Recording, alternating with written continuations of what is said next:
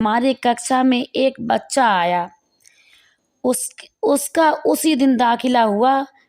उसका नाम था माइकल। स्वस्थ, गोल मटोल, छोटी सी आंखें, घुंघराले बाल, हंसता हुआ चेहरा। बस कुछ ही दिनों में हमारा व्यवहार पर प्रतिभा के बल पर वह कक्षा में सबकी आंखों का तारा बन गया। माइकल कब मेरा सबसे खास दोस्त हो गया मुझे पता भी नहीं चला। साथ साथ रहना, खेलना और पढ़ना, मित्र के साथ साथ हमारा माइकल चित्रकला में पुरस्कार पाता था और मैं भाषण में। उसे गणित में ज़्यादा अंक मिलते थे तो मुझे हिंदी में मिलते थे।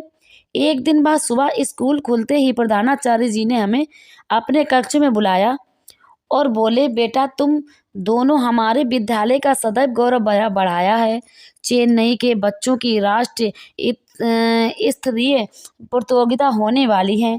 मैंने वहाँ के लिए तुम्हें दोनों का नाम भेज दिया। मैं चाहता हूँ तुम देश के भर में हमारे विद्यालय का नाम रोशन करो। तुम्हारी शिक्षिका मंजीत साथ रहेगी। अगले सप्ताह ही जाना पड़ेगा, इसलिए मंजीत से मिलकर तैयारियां कर लो। हमारी जी जान से प्रतियोगिता में की तैयारी में जुट गए। पूरे एक सप्ताह मैं चेन्नई में रहे, विभिन्न प्रतियोगिताओं में भाग लिया। माइकल ने संगीत में स्वर्ण पदक जीता और मैंने अपने और भी कई पुरस्कार मिले। वहाँ कई प्रदेशों के बच्चे हमारे दोस्त बन गए। अब हम जल्द से जल्द घर पहुंचकर खुशी से सबसे साझा करना चाहते थे।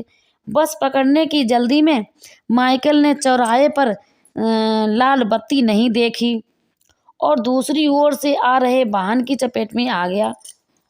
होश आने पर वह अस्पताल में था और दोनों पैर गवा चुका था। रंग में भंग पड़ गया। सबके आंखों में आंसू आ गए। सुना था कि कभी विपत्ति कभी बताकर नहीं आती। कई बार हमारी जरा सी असावधानियां जीवन भर दुख बन जाती हैं। वापसी में ऐसा ही हुआ। इस बीच माइकल के पिता का तबादला चंडीगढ़ हो गया।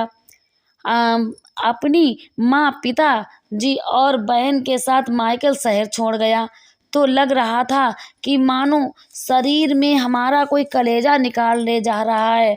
माइकल चंडीगढ़ जा चुका था। कुछ दिन तक दीदी की चिट्ठियां आती रहीं जो धीरे धीरे कम होती गईं। वर्षों में अंतराल ने हमें एक दूसरे से लगभग दूर कर दिया। शिक्षा पूरी होने के बाद मैं अध्यापक बन गया। कक्षा के बच्चों का अभी भी मेरी निगाहें माइकल को ढूंढती रहीं, पर माइकल का कहीं कोई अता पता नहीं मिला।